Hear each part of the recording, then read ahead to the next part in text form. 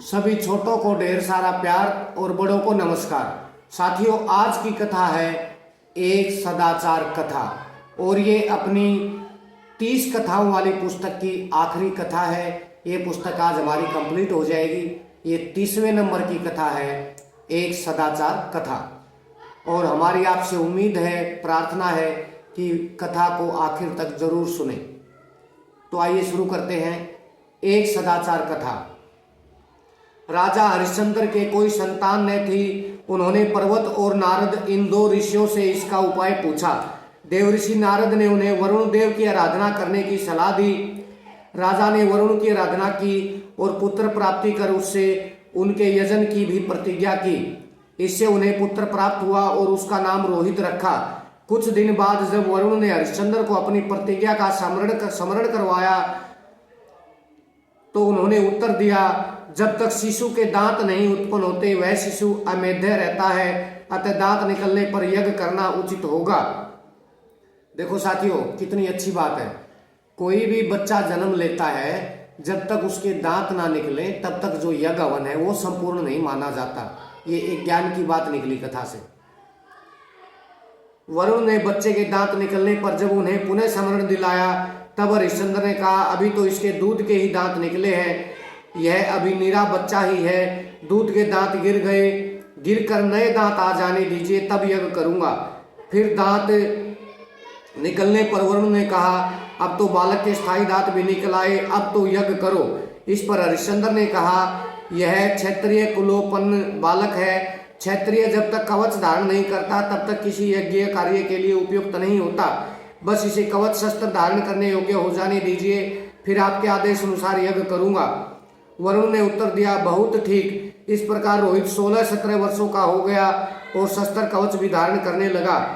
तब वरुण ने फिर टोका। हरिश्चंद्र ने कहा, अच्छी बात है, आप कल पधारें, सब यज्ञीय व्यवस्था हो जाएगी। हरिश्चंद्र ने रोहित को बुलाकर कहा, तुम वरुण देव की कृपा से मुझे प्राप्त हुए हो, इसलिए मैं तुम्हारे द्वारा उनका यजन करूंगा। किंतु रोहित ने यह बात स्वीकार नहीं की और अपना धनुष बाण लेकर वन चला गया। अब वरुण देव की शक्तियों ने हरिश्चंद्र को पकड़ा और वे जलोदर रोग से ग्रस्त हो गए। पिता की व्याधि का समाचार जब रोहित ने अरण्य में सुना तब वह नगरी की ओर चल पड़ा, परंतु बीच मार्ग में ही इंद्र पुरुष का वेश धारण कर उसके समक्ष प्रकट हुए और प्रतिवर्ष उसे एक एक श्लोक द्वारा उपदेश देते रहे। यह उपदेश 5 वर्षों में पूरा हुआ और तब तक रोहित अरण्य में ही निवास करते हुए उनके उपदेश का लाभ उठाता रहा। इंद्र के 5 श्लोकों का वह उपदेश गीत इस प्रकार है। रोहित, हमने विद्वानों से सुना है कि श्रम से थक कर चूर हुए बिना किसी को धन संपदा प्राप्त नहीं होती। बैठे ठाले पुरुष को पाप धर दबाता है। इंद्र उसी का मित्र है जो बराबर चलता रहता है, थक कर निराश होकर बैठ नहीं जाता, इसलिए चलते रहो। जो व्यक्ति चलता रहता है उसकी पिंडलियां जांघें फूल देती हैं, अन्यों द्वारा सेवा होती है, उसकी आत्मा वृद्धिंगत होकर आरोग्य आदि फल की भागी होती है तथा धर्मार्थ परभास आदि तीर्थों में सतत चलने वाले के अपराध और पाप थक कर सो जाते हैं, अतः चलते ही रहो। बैठने वाले की किस्मत बैठ जाती है, उठने वाले की उठती, सोने वाले की सो जाती है और चलने वालों का भाग्य प्रतिदिन उत्तरोत्तर चमकने लगता है, अतः चलते ही रहो। सोने वाला पुरुष मानव कलयुग में रहता है, अंगड़ाई लेने वाला व्यक्ति द्वापर में पहुंच जाता है और उठकर खड़ा हुआ व्यक्ति त्रेता में आ जाता है तथा आशा और उत्साह से भरपूर होकर अपने निश्चित मार्ग पर चलने वाले के सामने सतयुग उपस्थित हो जाता है। देखो साथियों, कितनी ज्ञान की बात बताइए। आलस्य वालस्य, अतः आप चलते ही रहो। उठकर कमर कसकर चल पड़ने वाले पुरुष को ही मधु मिलता है। निरंतर चलता हुआ पुरुष ही स्वादिष्ट फलों का आनंद प्राप्त करता है। सूर्यदेव को देखो तो सतत चलते रहते हैं, अक्षण भर भी आलस्य नहीं करते। इसलिए जीवन में भौतिक और आध्यात्मिक मार्ग के पथिक को चाहिए कि बाधाओं से संघर्ष करता हुआ चलता ही रहे, आगे बढ़ता ही रहे। इस सुंदर उपदेश में रोहित को इंद्र ने बराबर चलते रहने की शिक्षा दी है, जो उन्हें किसी ब्रह्मवेता से प्राप्त हुई थी। गीता का मूल उद्देश्य आत्मा का उद्बोधन है, जिसमें बताया गया है कि क्या अभ्युदय और क्या निश्रेयस दोनों की उन्नति के लिए पथिक को बिना थके आगे बढ़ते रहना चाहिए, क्योंकि चलते रहने का नाम ही जीवन है। ठहरा हुआ जल, रुका हुआ वायु गंदा हो जाता है। बहते हुए झरने के जल में ताजगी और जिंदगी रहती है। प्रवाहशील पवन में प्राणों का भंडार रहता है। कोटि कोटि वर्षों से अनंत आकाश में निरंतर चलते हुए सूर्यदेव पर दृष्टि डालिए।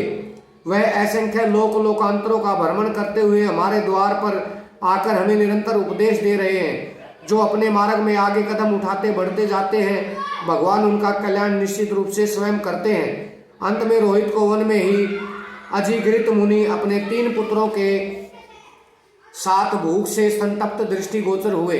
रोहित ने उन्हें 100 गाय देकर उनके एक पुत्र सुनसेप को यज्ञ के लिए मोल ले लिया। हरिश्चंद्र का यज्ञ आरंभ हुआ। उनके यज्ञ में विश्वामित्र, होता, जमदग्नि, अध्वर्यु, वशिष्ठ, ब्रह्मा और अयासास उद्गाता बने। सुनहसेप ने विश्वामित्र के निर्देश से प्रजापति, अग्नि, सविता और वरुण आदि देवों की स्तुति प्रार्थना की। इससे वह समस्त बंधनों से मुक्त हो गया। वरुण देव ने भी संतुष्ट होकर राजा हरिश्चंद्र को रोग से मुक्ति प्रदान की। इस प्रकार इंद्र के उपदेश से देवों की स्तुति, प्रार्थना और उपासना तथा यज्ञ की सफलता से रोहित का जीवन भी सफल एवं आनंद से परिपूर्ण हो गया। साथियों, ये जो कथा ली गई है ये ऐत्रेय ब्राह्मण नामक ग्रंथ से ली गई है और आज की कथा संपन्न हुई। और साथियों, आपको बताना चाहेंगे कि हमारी जो 30 रोचक कथाएं हैं वो आज संपन्न हो गई हैं। आप सबके सहयोग से, आप सबका प्यार, आशीर्वाद, दुआएं, सहयोग बहुत खूब मिल रहा है, धड़ल्ले से मिल रहा है। हम इसके लिए आपका हाथ जोड़कर अभिनंदन करते हैं, आपको बारंबार प्रणाम करते हैं। तो साथियों, जल्द मिलते हैं किसी दूसरी पुस्तक के साथ और नई कथाओं के साथ। आप सब हमारा सहयोग कर रहे हैं, इसके लिए हम आपके आभारी हैं। आप सबका पुनः पुनः दिल की गहराइयों से आभार।